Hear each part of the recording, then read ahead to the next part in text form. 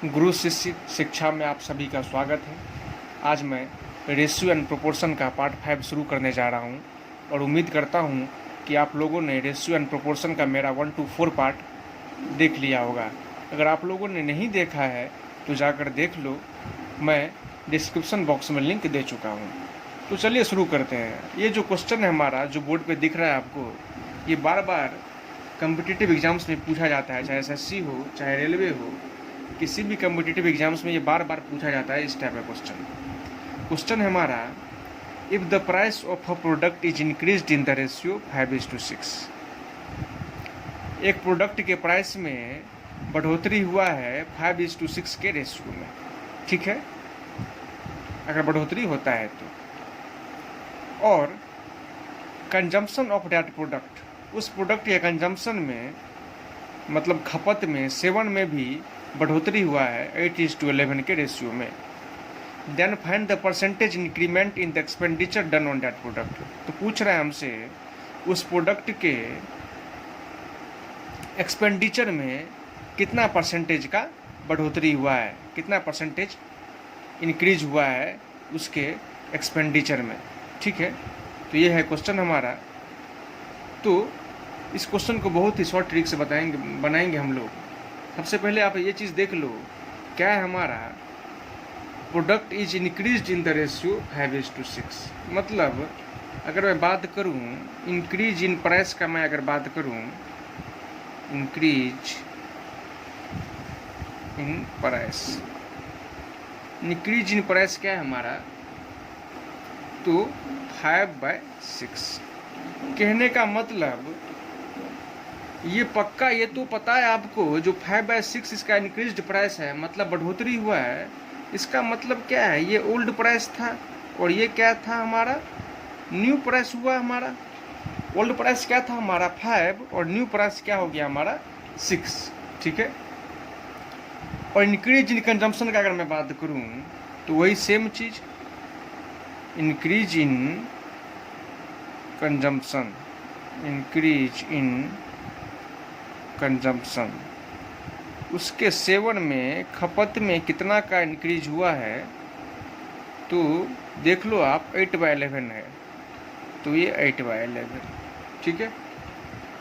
और बोल रहा है क्या हमसे, जो find the percentage increment in the expenditure done on that product, उस प्रोडक्ट के एक्सपेंडिचर में जो खर्च हुआ है उसका आप परसेंटेज निकाल लो। किसका निकालो परसेंटेज, तो expenditure done on that product, उस प्रोडक्ट पे जो खर्च हुआ है उसका क्या निकालना है हमें, परसेंटेज निकालना है, ठीक है ना। तो क्या करना है हमें, फिर आप यहाँ पे लिख लो इंक्रीज इन एक्सपेंडिचर। बस 1 से 2 सेकेंड में बनने वाला ये सवाल है, इंक्रीज इन एक्सपेंडिचर। इस तरह क्वेश्चन मैं दावे के साथ कह सकता हूँ जो कभी भी आपको छूटने वाला ही नहीं है एग्जाम में, ठीक है। अब क्या करो, मल्टीप्लाई का साइन ले लो यहाँ पे। इंक्रीज इन प्राइस क्या था हमारा 5/6 और इंक्रीज इन कंजम्पशन क्या था हमारा 8/11।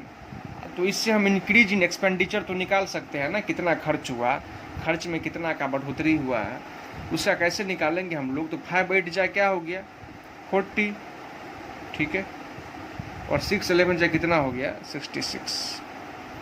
मतलब बढ़ोतरी कितना का हुआ है, तो देख लो ये पुराना क्या था हमारा 40, क्योंकि पुराना प्राइस हमारा 5 था और न्यू हो गया हमारा 6, और कंजम्पशन भी 8 से 11 हो गया, क्योंकि क्वेश्चन में कंजम्पशन में भी बढ़ोतरी हुआ है। तो एक्सपेंडिचर का जब हम बात किए 5 × 8 40 और 6 × 11 66, तो ये देख लो आपका मतलब पहले आपको खर्च कितना होता था 40 और अब कितना खर्च हो रहा है आपका 66। मतलब कितना का बढ़ोतरी हुआ है आप मुझे खुद बता दो। तो आप बोलोगे जो बढ़ोतरी हुआ है 26 का, क्योंकि 66 - 40 करोगे, 66 में से 40 घटाओगे तो कितना आएगा आपका 26 आ जाएगा, ठीक है ना। मतलब ये आपका इंक्रीज इन एक्सपेंडिचर, जो खर्च में जो बढ़ोतरी हुआ है वो कितना है 26। अगर क्वेश्चन में सिर्फ पूछ दे इंक्रीज इन एक्सपेंडिचर तो आपका आंसर यही हो जाएगा। लेकिन आपसे पूछ क्या रहा है, find the percentage increment in the expenditure done on that product. Percentage increment पूछ रहा है आपसे, तो परसेंटेज निकालने के लिए क्या करोगे आप, ये देख लो, ये 26 का बढ़ोतरी हुआ, 26 का बढ़ोतरी कितने पे हुआ, 26 बढ़ा कितने पे, तो 26 बढ़ा कितने पे, 40 पे, 40 पे ही ना 26 बढ़ा, कैसे बढ़ा 40 26, तो 40 प्लस 26 करोगे तो 66 हो जाता है, तो 26 बढ़ा कितने पे, 40 पे, तो 100 पे कितना। और आपको तो पता भी है जब परसेंटेज निकालते हैं हम लोग तो 100 से मल्टीप्लिकेशन करते हैं, तो उसी तरह 26 बढ़ा 40 पे तो 100 पे कितना, तो 100 पे कितना हो गया आपका, जब इसको आप सॉल्व करोगे तो ये आपका आ जाएगा 65%। कितना छोटा सा आंसर है इसका, इस सवाल का। बार बार ये एग्ज़ाम कॉम्पिटिटिव एग्जाम्स में ये कुछ इस तरह का क्वेश्चन बार बार पूछा जाता है कॉम्पिटिटिव एग्जाम्स में, तो इस तरह क्वेश्चन आप आसानी से बना लोगे। तो चलिए बढ़ते हैं नेक्स्ट क्वेश्चन के तरफ। क्वेश्चन है हमारा, in what ratio should 20% ethanol solution be mixed with 40% ethanol solution to obtain a 28% ethanol solution. Question है हमारा, किस रेशियो में 20% इथेनॉल सॉल्यूशन को मिक्स्ड किया जाए, किसके साथ मिक्स्ड किया जाए, तो 40% इथेनॉल सॉल्यूशन के साथ, तो हमारा 28% इथेनॉल सॉल्यूशन की प्राप्ति हो। क्वेश्चन है हमारा, जब 20% इथेनॉल सॉल्यूशन को मिक्स्ड किया जाएगा 40% इथेनॉल सॉल्यूशन में, जिससे हमको प्राप्ति होना है कितना, तो 28% इथेनॉल सॉल्यूशन, तो उसी का आपको रेशियो पूछ रहा है, किस रेशियो में, ठीक है ना। तो कुछ नहीं करना है, बस मैं एकदम शॉर्ट ट्रिक दे रहा हूँ, मुश्किल से 2 सेकेंड में बनने वाला ये क्वेश्चन है, ये मैं आपको एकदम शॉर्ट ट्रिक दे रहा हूँ इसके लिए। शॉर्ट ट्रिक कहीं पे कोई बताने वाला नहीं है, अब लिख के ले लो मेरे से, ठीक है ना। क्वेश्चन तो समझ गए हो ना। बोल रहा है किस रेशियो में 20% इथेनॉल सॉल्यूशन को मिक्स्ड किया जाएगा 40% इथेनॉल सॉल्यूशन के साथ, जिससे हमारा 28% इथेनॉल सॉल्यूशन की प्राप्ति हो, ठीक है ना। तो शॉर्ट ट्रिक हमारा क्या करना है, हमें किसके साथ मिक्स्ड करना है, ये 20% इथेनॉल सॉल्यूशन है, इसको मिक्स्ड किसके साथ करना है, तो 40% इथेनॉल सॉल्यूशन के साथ मिक्स्ड करना है। तो जब 40% इथेनॉल सॉल्यूशन के साथ मिक्स्ड करना है और जिससे हमें कितना का प्राप्ति होना है, तो 28% का, इतना हमको लाना है, तो किस रेशियो में उसको मिक्स्ड किया जाएगा। तो ये 40% के साथ मिक्स्ड किया जा रहा है, तो ऐसा करते हैं हम लोग 40 माइनस, और कितना का प्राप्ति होना है हमें, 28% का, तो 40 माइनस 28 इज टू, प्राप्ति 28 का ही होना है ना, 28 माइनस ये 20।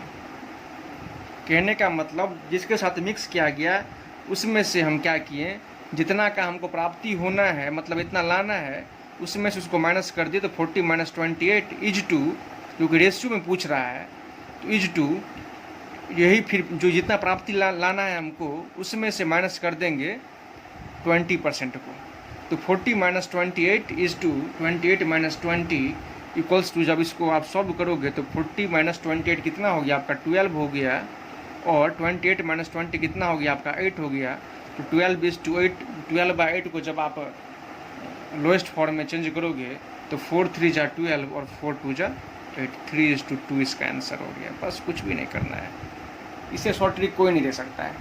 तो चलिए बढ़ते हैं नेक्स्ट क्वेश्चन के तरफ। क्वेश्चन है हमारा, the income of A and B are in the ratio 3:5। A और बी के इनकम का रेशियो 3:5 है, and their expenses are in the ratio 1:5, और उसके खर्च, उस दोनों के खर्च का जो रेशियो है वो क्या है, तो 1:5 है। इफ़ ईच सेव्स ₹100, कहने का मतलब ईच का मतलब ए एंड बी दोनों क्या करता है, तो 100 रुपीज़ बचाता है, देन फाइंड देयर इनकम, तो उसका इनकम क्या होगा ये हमें निकालना है। बस सिंपल वे में करेंगे हम लोग। The income of A and B are in the ratio 3:5, तो कुछ नहीं करेंगे, 3:5 आप लिख लो। And their expenses are in the ratio 1:5, तो इसमें भी कुछ नहीं करो, 1:5 लिख लो, ठीक है ना।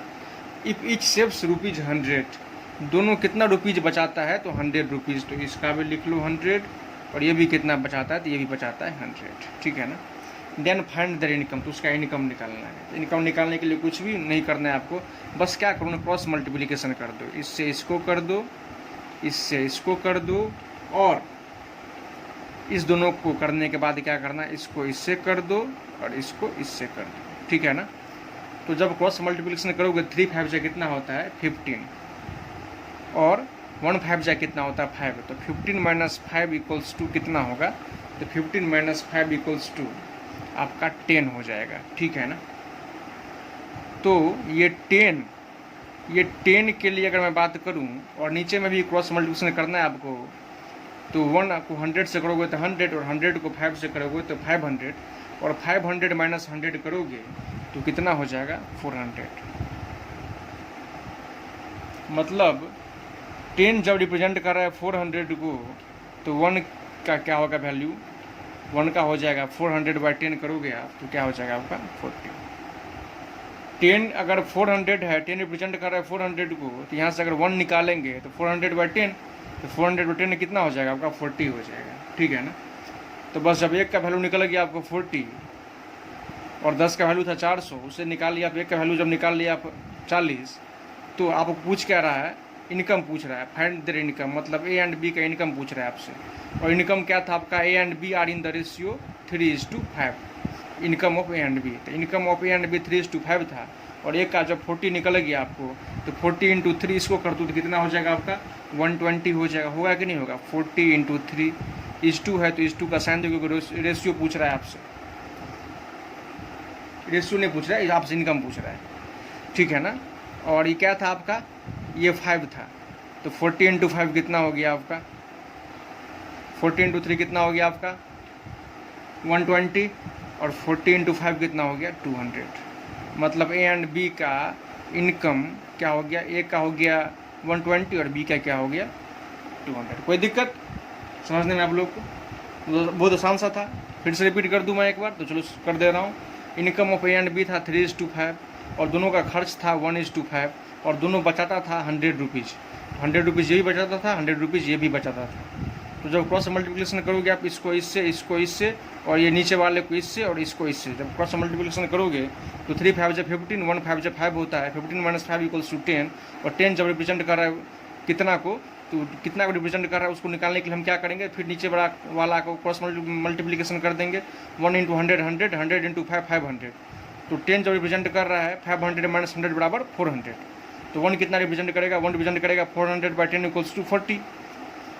जब एक का वैल्यू जब हमारा 40 निकल गया, तो हमें क्या पूछ रहा है, उन दोनों का इनकम पूछ रहा है, ए एंड बी का। इनकम क्या था हमारा 3:5 था, तो 40 × 3 कितना हो गया 120 ए का इनकम, 40 × 5 200 हो गया बी का इनकम। कोई दिक्कत समझने में। तो चलिए बढ़ते हैं नेक्स्ट क्वेश्चन के तरफ। क्वेश्चन है हमारा, और सेम उसी तरह क्वेश्चन है। इस तरह क्वेश्चन मैं आपको 2-3 प्रैक्टिस करवा दे रहा हूँ, इसलिए क्योंकि इस टाइप का क्वेश्चन बार बार एग्जाम में पूछा जा रहा है। SSC में, रेलवे में जो धराले से पूछा जा रहा है इस टाइप का क्वेश्चन। तो क्वेश्चन है हमारा वही same question, A and B के इनकम का रेशियो 5:3 है, और उस दोनों के खर्च का रेशियो 9:5 है। लेकिन थोड़ा सा चेंज है पिछले वाले क्वेश्चन से। उस पिछले वाले क्वेश्चन में तो सब दोनों का सेविंग 100 ही था, लेकिन इसमें क्या है, अलग अलग है। ये बोथ सेव्स ₹1300 एंड ₹900 रिस्पेक्टिवली। मतलब ए एंड बी दोनों बचाता है 1300 और 900 बचाता है, मतलब दोनों का सेविंग इस बार अलग अलग है।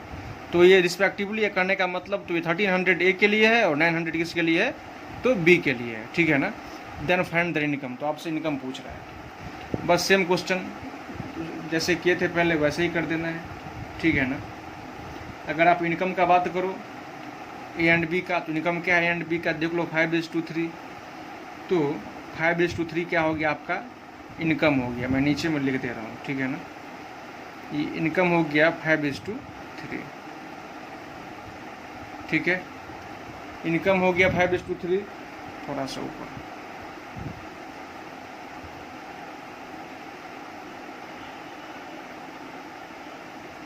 इनकम हो गया 5:3, और एक्सपेंडिचर मतलब एक्सपेंसेस खर्च कितना है, खर्च है दोनों का 9:5, ठीक है, वेरी गुड।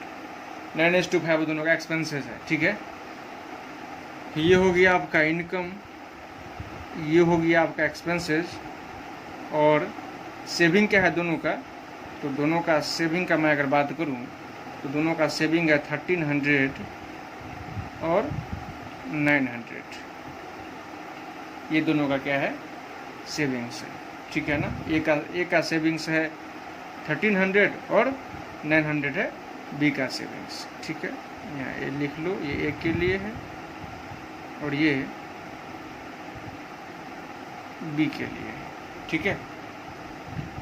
तो बस उसी तरह जैसे पीछे किए थे क्रॉस मल्टीप्लिकेशन, वैसे ही कर देना। इसको इससे कर दो, इसको इससे कर दो, इसको इससे कर दो, इसको इससे कर दो। तो 5 5 जा 25, 9 3 जा 27, तो 27 माइनस 25 बराबर कितना हो जाएगा, 2 हो जाएगा, ठीक है। और 2 किसको रिप्रेजेंट करेगा, तो फिर इसको जब क्रॉस मल्टीप्लिकेशन करोगे आप तो 900 इंटू 9 कितना हो गया, 8100, और 1300 इंटू 5 कितना हो गया, 6500। तो 8100 माइनस 6500 करोगे आप तो आपका क्या आ जाएगा आंसर, 1600। तो जब 1600 के लिए 2 है तो 1 के लिए क्या होगा, 1600/2 इक्वल्स टू कितना हो जाएगा, 800। तो चलिए, जब एक का वैल्यू निकल गया आपका, जब 2 का वैल्यू था 1600 और 1 का वैल्यू जब आपको निकल गया 800, तो आपसे पूछ क्या रहा है, इनकम पूछ रहा है। और इनकम क्या है, ए एंड बी का इनकम है आपका 5 और 3 है इनकम। तो जब एक का वैल्यू 800 निकल गया तो 800 इंटू 5 कितना हो जाएगा, 4000, ठीक है ना। एक का वैल्यू जब 800 हो गया तो 5 का कितना होगा, तो 800 इंटू 5 कितना हो जाएगा, 4000 हो जाएगा। और 3 का वैल्यू कितना हो जाएगा, एक का वैल्यू जब 800 तो 3 का वैल्यू कितना हो जाएगा, 2400।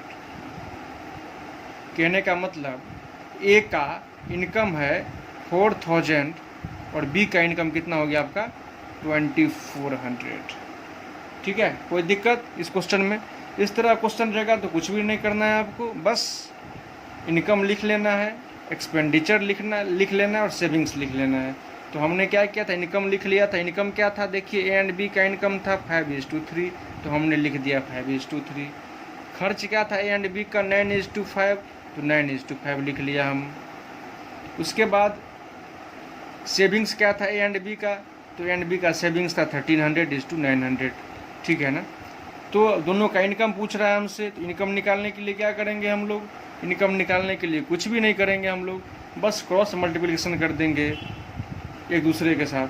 तो इसको इससे करेंगे, इसको इससे करेंगे, इसको इससे करेंगे, इसको इससे करेंगे। तो जब इस दोनों को क्रॉस मल्टीप्लिकेशन करोगे आप तो 5 5 जा 25, 9 3 जा 27, तो 27 माइनस 25 इक्वल्स टू कितना हो गया आपका, 2 हो गया। और जब इसको क्रॉस मल्टीप्लिकेशन करोगे आप तो 900 इंटू 9 8100, 1300 इंटू 5 कितना हो गया, 6500। तो आपका जब 8100 को माइनस करोगे, 800 माइनस 6500 करोगे आप, मतलब 8100 माइनस 6500 करोगे आप, तो कितना हो जाएगा आपका, 1600 हो जाएगा। तो जब 2 रिप्रेजेंट कर रहा है 1600 को, तो एक कितना होगा, तो एक बराबर हो जाएगा आपका 1600/2, तो 800 निकल जाएगा एक का वैल्यू, ठीक है ना। जब एक का वैल्यू निकल गया 800, तो आपसे पूछ क्या रहा है, इनकम पूछ रहा है। इनकम किसका पूछ रहा है, तो ए एंड बी का पूछ रहा है। तो जब एक रिप्रेजेंट कर रहा है 800 का और 800 का, तो 5 के लिए क्या होगा, तो 800 इंटू 5 4000। एक रिप्रेजेंट कर रहा है 800, तो 3 के लिए कितना होगा, तो 800 इंटू 3 कितना हो जाएगा, 2400। तो ए का इनकम हो गया 4000, बी का इनकम कितना हो गया, 2400। समझ गए ना। चलिए बढ़ते हैं नेक्स्ट क्वेश्चन की तरफ। क्वेश्चन है हमारा, A and B earn in the ratio 2:1। A and B का जो कमाई है वो कमाई है 2:1 के रेशियो में उसका अर्न है। They spend in the ratio 5:3, और वो खर्च करते हैं 5:3 के रेशियो में। कौन, तो A and B. And save in the ratio 4:1, और वो बचाते हैं ए एंड बी 4:1 के रेशियो में। तो पूछ रहा है find the monthly income of each if the total monthly savings of both A and B together is ₹5000। बोल रहा है आपसे, बोल रहा है जो मंथली इनकम निकालने के लिए बोल रहा है आपसे, और ये भी बोल दिया गया है क्वेश्चन में, if the total monthly savings of both A and B together is ₹5000। जो total monthly savings A and B दोनों का मिला के कितना है, तो 5,000। तो आपको ए एंड बी का मंथली इनकम दोनों का निकालना है, मतलब ए का भी निकालना है आपको और बी का भी निकालना है, लेकिन दोनों का मंथली सेविंग्स जो मिला के दे दिया गया है वो 5,000 रुपया दे दिया गया है, ठीक है ना। तो हमें निकालना है मंथली इनकम ऑफ ईच, कहने का मतलब ए एंड बी का मंथली इनकम दोनों का निकालना है। तो सबसे पहला बात आप देख लो, एक चीज क्या है, ए एंड बी, ठीक है, क्लियर है। ए का इनकम क्या है, तो ए का इनकम है 2 और बी का इनकम क्या है 1, ठीक है ना। मतलब 2:1 का इनकम है ए एंड बी का, तो ए के लिए क्या है 2 और बी के लिए 1 है, तो ए का इनकम हो गया 2 और बी का इनकम क्या हो गया 1, ठीक है ना। एक्सपेंडिचर कितना है ए एंड बी का, तो एक्सपेंडिचर देख लो आप 5:3, कहने का मतलब ए का एक्सपेंडिचर है 5 और बी का कितना है तो 3, ठीक है ना। रेशियो का साइन दे, तो दोनों के बीच में रेशियो का साइन है, ठीक है। और अगर मैं बात करूं सेविंग्स का, अगर मैं बात करूं तो सेविंग्स कितना है ए एंड बी का 4:1 के रेशियो में, 4:1 का जो है जो रेशियो में क्या है ए एंड बी का सेविंग, तो ए के लिए 4 और बी के लिए 1, ठीक है ना। कुछ भी करने की जरूरत नहीं है। आप एक चीज़ देखो यहाँ पे है, सबसे पहला बात, जब आपको ये दे चुका है जो दोनों का ए एंड बी का जो मंथली सेविंग्स है, वो दोनों का मिला के जो मंथली सेविंग्स है वो कितना है तो 5,000 है, ठीक है ना। और लेकिन यहाँ पर सेविंग्स दिया हुआ है ए एंड बी का 4:1 में, तो ऐसा करते हैं हम भी, क्या करते हैं इसको 1000 में कन्वर्ट कर लेते हैं। तो इस 4 को हम क्या करते हैं, कर देते हैं इस 4 को 4000 कर देते हैं हम लोग, ठीक है। और इस 1 को क्या कर देते हैं हम लोग, इस 1 को 1 × 1000 बराबर क्या कर देते हैं हम लोग 1000 कर देते हैं, ठीक है। फिर उसी तरह जैसे पहले करते हैं हम लोग क्रॉस मल्टीप्लिकेशन करेंगे। इस तरह क्वेश्चन जब भी पूछे आपसे इनकम निकालने के लिए, इस टाइप का कोई भी क्वेश्चन, तो बस ऐसे ही करना है। तो जब क्रॉस मल्टीप्लिकेशन करोगे आप इसको इससे, इसको इससे, फिर इसको इससे, इसको इससे करोगे, तो 2 × 3 = 6 और 5 × 1 = 5, तो 6 - 5 बराबर कितना हो जाता है 1 हो जाता है, ठीक है ना। और 1 किसको रिप्रेजेंट कर रहा है तो ये भी हमको नहीं पता है। इसको निकालने के लिए फिर क्या करेंगे हम लोग, इसको इससे करेंगे क्रॉस मल्टीप्लिकेशन नीचे वाले को, और इसको इससे करेंगे। तो 1000 × 5 कितना हो गया 5000, और 4000 × 3 कितना हो गया 12000, और तो 12000 - 5000 आप करोगे तो आपका कितना हो जाएगा 7000 हो जाएगा। कहने का मतलब एक रिप्रेजेंट कर रहा है 7000 को, तो हमसे पूछ कह रहा है मंथली इनकम ऑफ ईच, मतलब ए एंड बी का मंथली इनकम पूछ रहा है हमसे। तो जब एक रिप्रेजेंट कर रहा है 7000 को, तो 2 कितना रिप्रेजेंट करेगा, 2 करेगा 7000 × 2 जब करोगे आप तो कितना हो जाएगा आपका, ये हो जाएगा आपका 14000, ठीक है। और बी का क्या है आपका 1 है, तो जब 1 का 7000 है, तो जब 1 है तो इसका वही का वही रह जाएगा, क्योंकि जब 7000 को आप 1 से करोगे तो फिर वो भी क्या आ जाएगा 7000 ही आएगा, ठीक है ना। तो आराम से आपका आंसर निकल गया। पूछ रहा था मंथली इनकम ऑफ ईच, मतलब ए एंड बी का मंथली इनकम, तो ए का मंथली इनकम हो गया आपका 14000, बी का मंथली इनकम हो गया आपका 7000। कुछ भी नहीं करना था इस क्वेश्चन में हमको। थोड़ा सा कन्फ्यूजन कहाँ पे था, बच्चे जब एग्जाम में बैठते हैं तो कन्फ्यूजन कहाँ उनको हो जाता है इस क्वेश्चन में, जो सेव तो रहता है 4:1 के रेशियो में, लेकिन यहाँ पर दोनों का मंथली सेविंग्स जो है वो क्या कर दिया है, तो मंथली सेविंग्स क्या कर दिया है इसको यहाँ पे 5000 रुपया, ठीक है। तो मंथली सेविंग्स जब यहाँ पे 5000 रुपया है उसको, और सेव जो है वो 4:1 के रेशियो में है, तो कुछ भी करने की ज़रूरत नहीं है।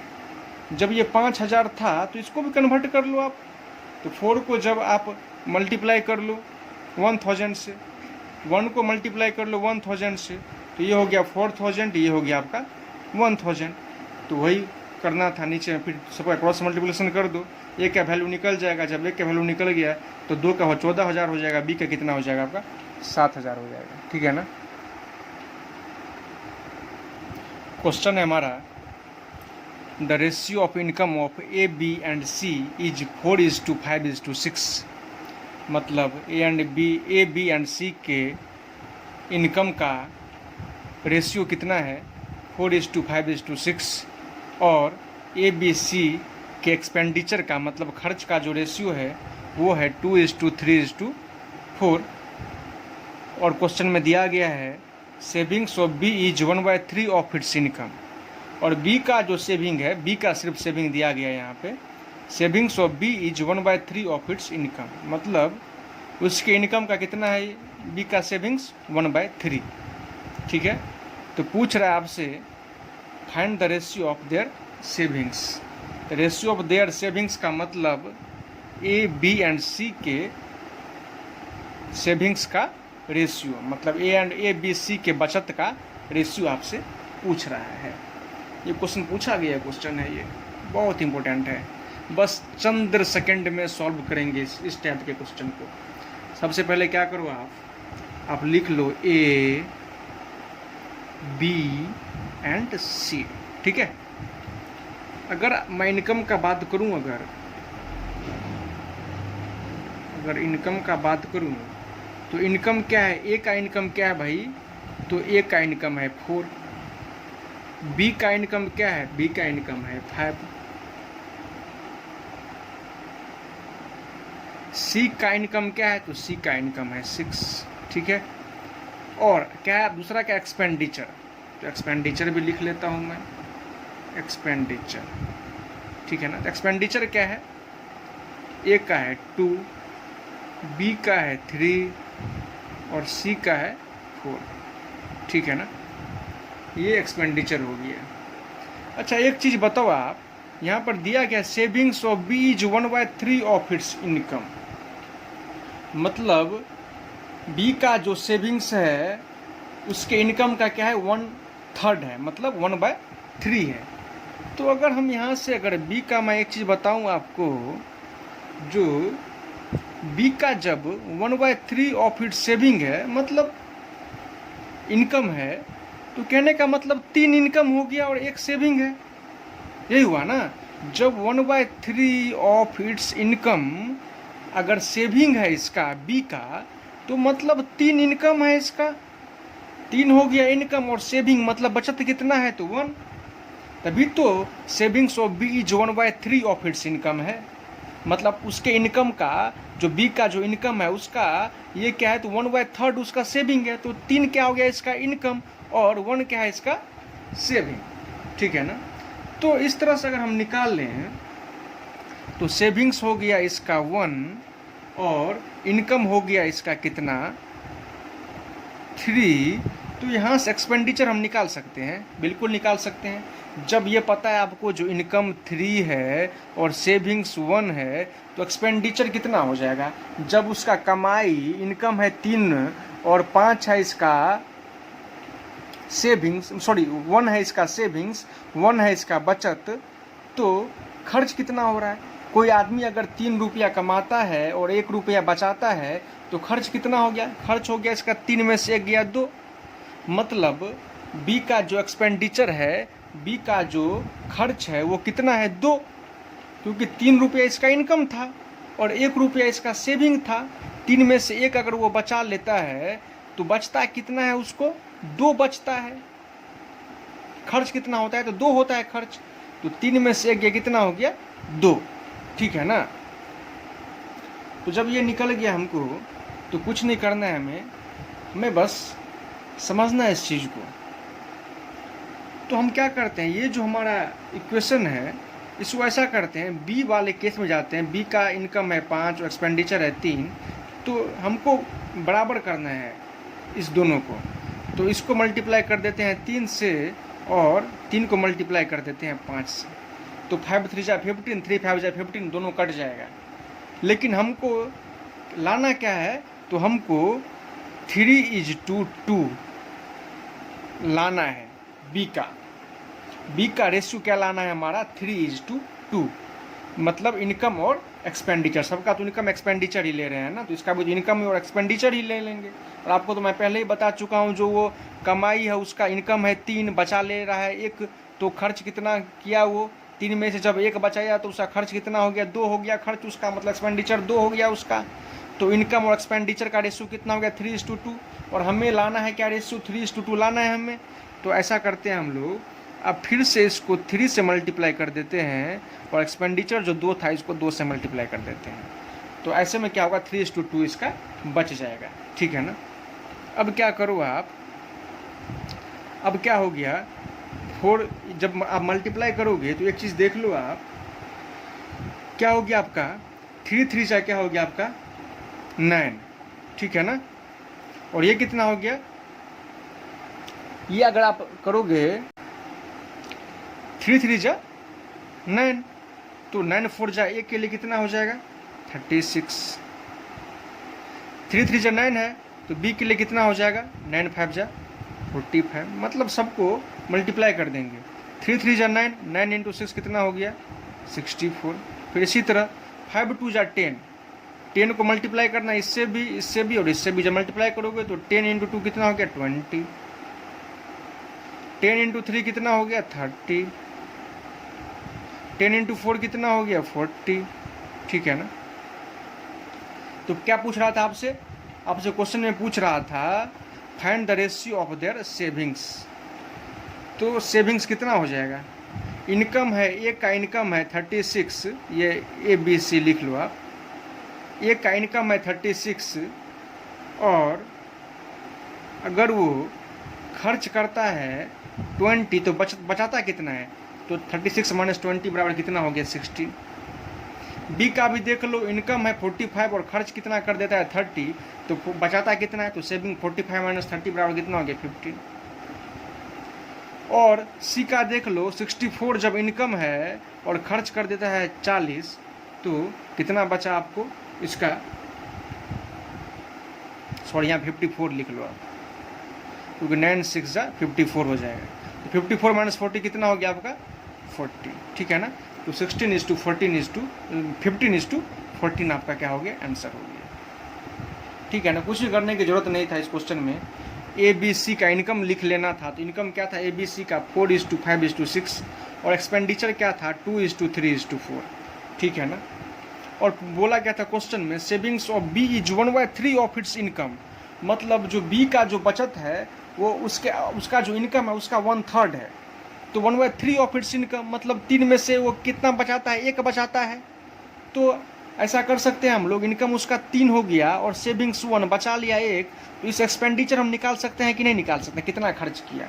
अगर आप दुकान में जाओगे, मान लो आपका मंथली इनकम अगर 2 रुपया है, भगवान नहीं करे कि आपका मंथली इनकम 2 रुपया हो, लेकिन अगर मान लो है आपका मंथली इनकम 2 रुपया, उसमें से आप 1 रुपया बचा लिए, तो खर्च कितना हुआ आपका, तो खर्च आप कितना कि 2 में से 1, मतलब एक खर्च हुआ आपका। इसी तरह तो जब इनकम इसका 3 था और बचा लिया 1, तो खर्च कितना किया होगा, तो 3 में से 1 गया 2, मतलब 2 एक्सपेंडिचर है इसका। और सबका देख लो, इनकम और एक्सपेंडिचर का बात हो रहा है, तो हमको भी तो इनकम और एक्सपेंडिचर का ही बात करना है बी के लिए भी, तो 3:2 हो गया इनकम और एक्सपेंडिचर का रेशियो हो गया बी का। तो हमें क्या करना है, तो ये जो ABC जो है, और यहाँ पर एक्सपेंडिचर जो है, इनकम भी है ABC का, एक्सपेंडिचर भी है, तो इससे अभी कोई लेना देना नहीं है हमें लेना देना है किससे, तो बी से लेना देना है। तो ऐसा करते हैं हम लोग, सबसे पहले इक्वेशन को बराबर करने के लिए सोचेंगे, तो 5 है तो यहाँ पे इसको 3 से मल्टीप्लाई कर देंगे, 3 है तो इसको 5 से मल्टीप्लाई करेंगे, तो 5 3 जा 15 ऊपर भी हो जाएगा, नीचे भी 3 5 जा 15 होगा, 15 कट जाएगा, कोई कुछ वैल्यू नहीं बचेगा, 1 बचेगा। तो हमें क्या करना है, लेकिन रेशियो हमको 3:2 लाना है, इसलिए फिर से हम लोग क्या करेंगे, तो इनकम में 3 से मल्टीप्लाई कर देंगे, और रेशियो और जो है सो एक्सपेंडिचर में क्या करेंगे, तो 2 से मल्टीप्लाई कर देंगे। तो अंत में जब 15 कट जाता तो हमारा बचता क्या 3:2 बचता। तो कुछ भी नहीं करना है, बस अब इस दोनों के मल्टीप्लाई को इससे भी मल्टीप्लाई कर दो, इससे भी कर दो, इससे भी कर दो। 3 3 जा 9, 9 4 जा 36, 3 3 जा 9, 9 5 जा 45, 3 3 जा 9, 9 6 जा 54, ठीक है। और फिर इसी तरह 5 2 जा 10, 10 इंटू 2 20, 10 इंटू 3 30, 10 इंटू 4 40, 36 - 20 कितना हो गया आपका 16, 45 माइनस 30 कितना हो गया आपका 15, और 54 माइनस 40 कितना हो गया आपका 14। तो पूछ रहा था आपसे find the ratio of their savings, उसके सेविंग्स का, बचत का रेशियो क्या होगा, कहने का मतलब ABC का, तो ABC के बचत का जो रेशियो है वो है 16:15:14। कोई दिक्कत समझने में? तो आज के लिए इतना ही, फिर मिलते हैं नेक्स्ट वीडियो में। तब तक के लिए धन्यवाद और वीडियो को देखिए। जय हिंद, जय भारत।